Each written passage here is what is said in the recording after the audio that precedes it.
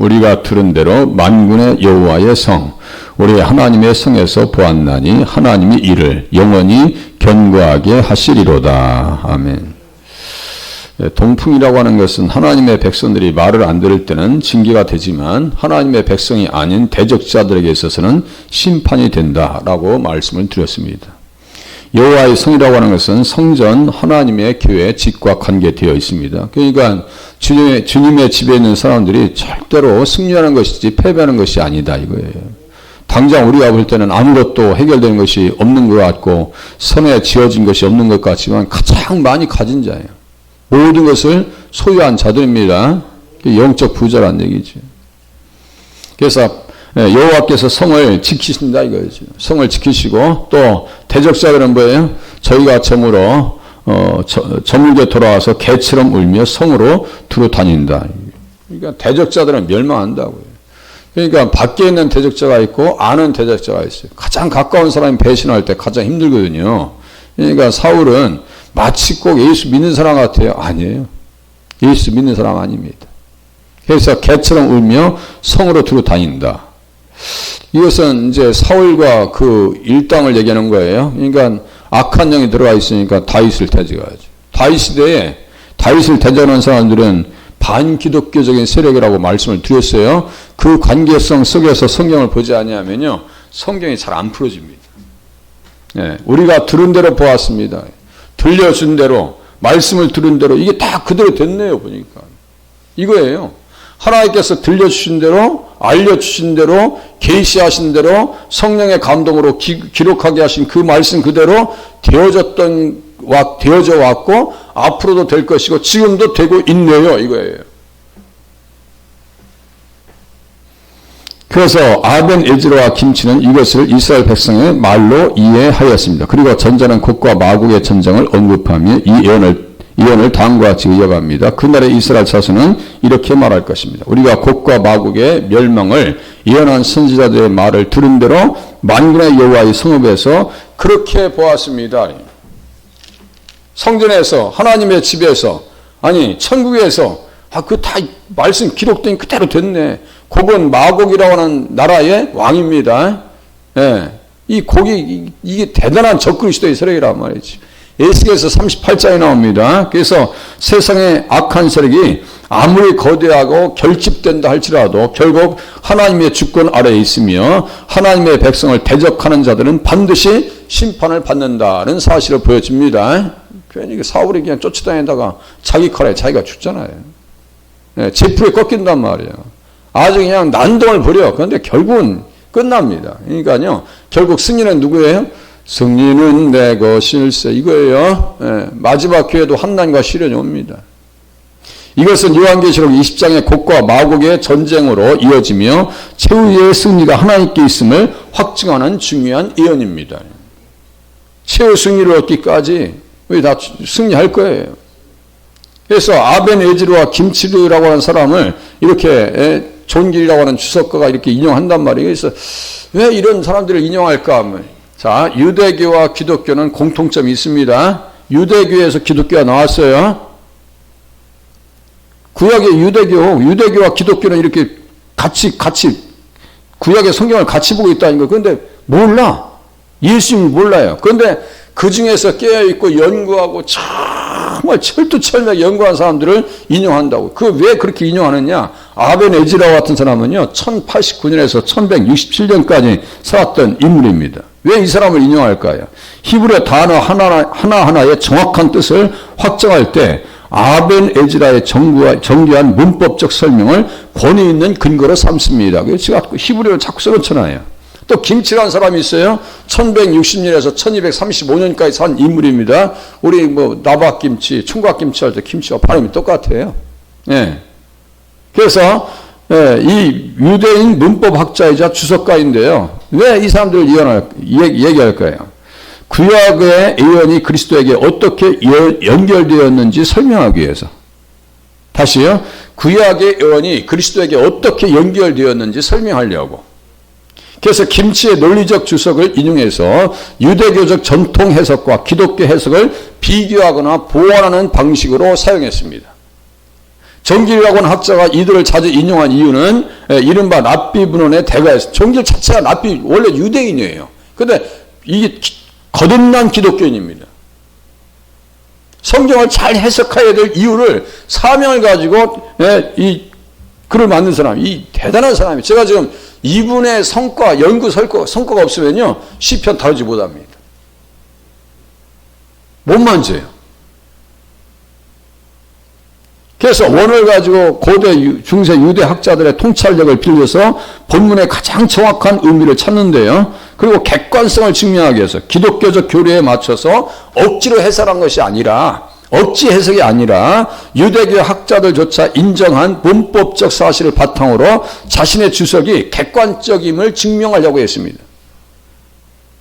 이게 자가당착이 아니란 말이에요. 가장 객관적인 것을 드러내려고. 그래서 유대교 전통과 어떤 대화를 시도했느냐. 메시아 예언 구절에서 유대교 학자들이 어떻게 해석했는지를 보여줌으로써 중요한 말입니다. 오히려 예수 그리스도가 참 메시아임을 역설적으로 강조하는 전략을 취했습니다. 이게 중요한 거예요. 유대교에도 메시아 사상이 있거든요. 좀 잘못된 것은 있지만 정치적 메시아를 기다렸어요. 호산나. 그 현장에도 예수님을 해서 호산나 호산나 했어요. 시편 118장 25절 26절. 그런데 좀 있으니까 이게 뭐 채찍에 맞고 그 왕 됐으면 빨리 이거 로마 지구를 뒤집어 엎어야 될 거 아니었네. 기대 이하여. 그러니까 이거 우리 가이사 외에는 우리가 왕이 없다. 그 차이입니다. 구약을 인용합니다. 그런데 깊이 몰랐어요.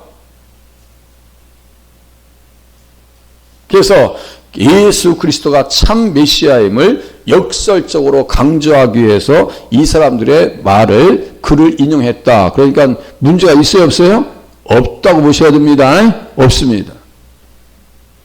그래서 그날의 이스라엘 자손은 이렇게 말할 것입니다. 우리가 곡과 마곡의 멸망을 예언한 선지자들의 말을 들은 대로 만군의 여호와의 성읍에서 그렇게 보았습니다. 그렇네요. 정말 마지막 때 적그리스도의 세력들이 멸망했군요.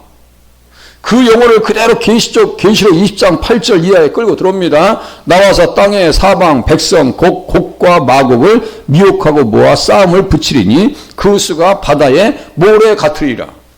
어마어마한 세력들이 반기독교적인 연대를 이루어서 대적한다는 거예요. 그러니까 이 시대에 말씀으로 무장되지 아니하면 환난과 시련의 때에 이길 수 있는 길이 없다 이거예요. 가끔 그래. 매가리가 없어. 쫙 늘어져가지고 긴장이 없어. 성경을 깊이 보면요. 이게 보통 긴장감이 있는 게 아니거든요. 스릴이 넘쳐나고. 그런데 우리는 우리 자신의 문제 때문에도 버거워해. 이 정도 신앙으로 머물러 있으면 안 된단 말이에요. 이거 하나님 해결해 주세요. 해결해 주지 않으면 안 되겠습니다라고 그것만 싸우지. 내가 하나님의 말씀 앞에 붙들려서 긴장감 있게 신앙생활 하냐 이거요. 천년이 참에 사탄이 그에게서 놓였다. 이런 표현들.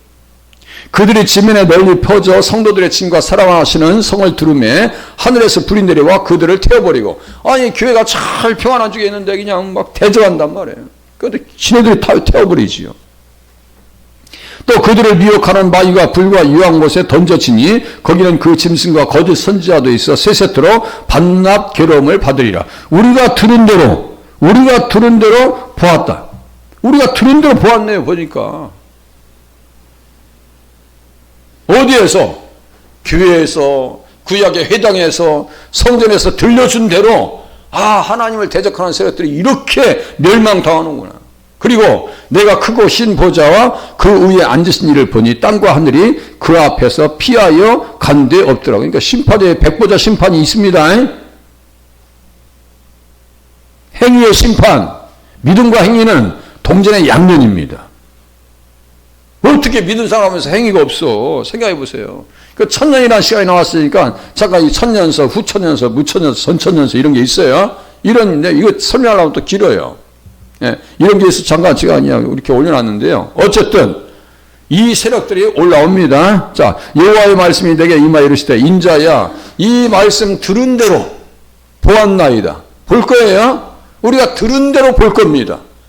야, 정말 하나님께서 이렇게 심판하시고 역사에 간섭하시고 교회를 위하시고 하나님의 백성들을 이렇게 사랑하시는구나. 이게 구절에 이제 인자가 나오는 거야. 하나님의 인자하심이 나오는 거예요. 야, 정말 주님이 이렇게 사랑하시는구나. 그런데 얘들이 어떻게 하는지 보세요. 인자야, 너는 마곡 땅에 있는 로스와 메섹과 두발 왕, 이 다 이제 이게 연대 고객의 얼굴을 향하고, 거기에 대표가 이제 고기요. 그에게 예언하여 이르기를 주 여호와께서 이같이 말씀하시기를 로스와 메섹과 두발 왕 고가 내가 너를 대적하여. 그래, 올라와봐 한번 해봐 이거예요. 한번 해볼래? 홍해에서 애국 군대가 다 수장한 것처럼, 여리고성이 다 무너져서 그냥 다 전멸한 것처럼, 사내립의 군대가 쳐들어와서 18만 5천 명이 다 죽은 것처럼 그대로 그렇게 멸망할 겁니다. 적그리스도의 세력은 지금 연대해가지고 반기독교적인 연대를 이루어서, 아이고, 한번 해보라고, 한번 해봐 이거예요. 너를 돌이켜 갈고리로 내 아가리를 꿰고, 주님이 그렇게 하는, 아가리를 깨버릴 거야 이거 그냥. 너와 말과 기마병 곧 내 온 군대를 끌어내되 완전한 갑옷을 입고 큰 방패와 작은 방패를 가지며 칼을 잡은 큰 무리와 그들과 함께한 방패와 투구를 갖춘 바사와 구스와 붓과 고멜과 그 모든 떼와 북쪽 끝에 도갈마 족속과 그 모든 떼 곧 많은 백성의 무리를 너와 함께 끌어내리라. 자기들은 지금 쳐들어오는 것 같죠? 내가 아가리를 다 깨서 한번 데려오, 일로 와봐. 심판의 자유로 끌어내신다는 거예요. 결국은 승리는 누구에게 주신다는 거예요? 교회에게 주신다는 사실을 믿으시길 바랍니다. 최후 승리는 어디의 것이냐? 우리의 것입니다. 예수님이 승리하신 것처럼 담대하라 내가 세상을 이기었노라. 그 말씀이에요. 로마서 요한복음 16장 맨 끝절이에요. 마치 거대한 짐승을 갈고리로 꿰어서 통제하는 것처럼 세상의 권력자도 하나님의 손 아귀에 안에 있다는 주권적인 선포입니다. 그러니까 놀라지 마. 두려워하지 마. 너는 스스로 예비하되 너와 내게 모인 무리들이 다 스스로 예비하고 너는 그들의 우두머리가 될지어다. 결국 주님이 세우니까 너 착각하지 마. 네가 잘나서는 것도 아니야. 그 느부갓네살 왕도요. 다니엘서 4장에서 똑같습니다. 자기가 잘난 줄 알고 이 천하의 나라가 다 내가 세운 거 아니야. 그때 미쳤어요. 미쳤어. 7년 동안 그냥 닦지도 않고 손톱은 독수리 발톱처럼 생겨가지고. 그 사람이 아니죠. 돌아와서 주님은 당신 마음대로 하시더라고. 결국은 내 나라는 내가 한 게 아니라 하나님께서 이렇게 세우신 것 뿐이지 나는 아무것도 아니에요. 이 얘기예요. 그렇게 하고 예수 믿었는지는 모르지 뭐. 믿었겠어 그 인생이? 연한 날 후 곧 말년에 내가 명령을 받고 그 땅 곧 오래 황폐하였던 이스라엘 산에 이르리니 그 땅 백성은 칼을 벗어나서 여러 나라에서 모여 들어오며 이방에서 나와 다 평안히 거주하는 중이라. 이거 잘 보세요. 여러 나라에서 모여 들어오며 모든 민족이 너로 말미암아 복을 받을 것이다 라고 할 때 한 민족이 이 안에 들어와 있습니다. 이 관주의 시편 87장 5절에 또 관주가 나온단 말이에요. 그러니까요 한도 끝도 없어요. 이 말씀을 이렇게 보면요 이게 똑같이 소돔과 고모라처럼 그렇게 멸망한다는 거예요. 그들의 시체가 큰 성길에 있으며 교회가 영적으로 환난과 시련의 때가 오죠. 그들의 시체가 큰 성길에 두 증인 교회를 얘기한다 했어요.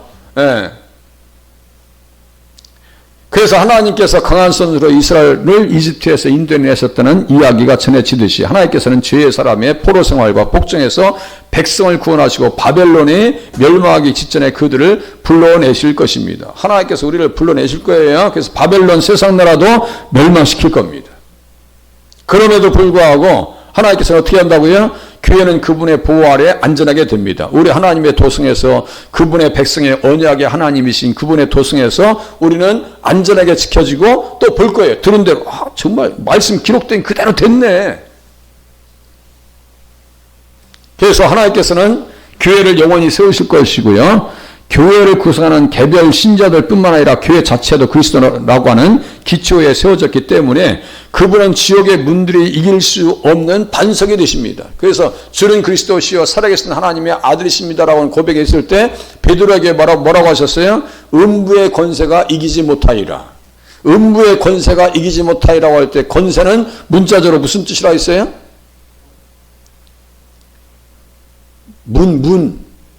지옥의 문이 열릴 일이 없다는 얘기요.